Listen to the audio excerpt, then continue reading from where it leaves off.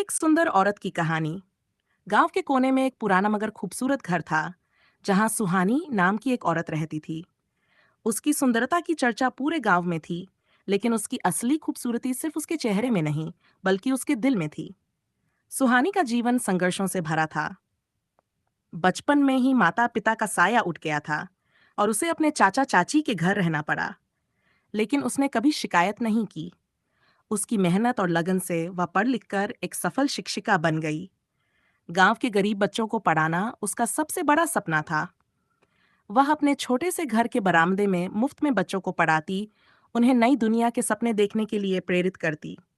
गांव के लोग उसकी प्रशंसा करते, लेकिन कुछ लोग ईर्ष्या भी करते थे।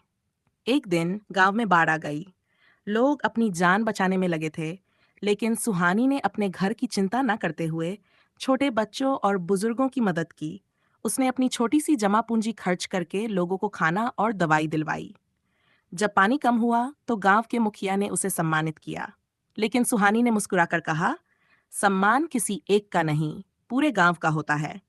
जब तक हम एक दूसरे की मदद करेंगे, तब तक हमारा गांव हमेशा खुशहाल रहेगा। उस दिन लोगों को समझ आया कि असली सुंदरता सिर्फ चेहरे में नहीं, बल्कि इंसान के कर्मों में होती है। सुहानी की कहानी पूरे गांव में मिसाल बन गई और उसकी ये सुंदरता कभी फीकी नहीं पड़ी।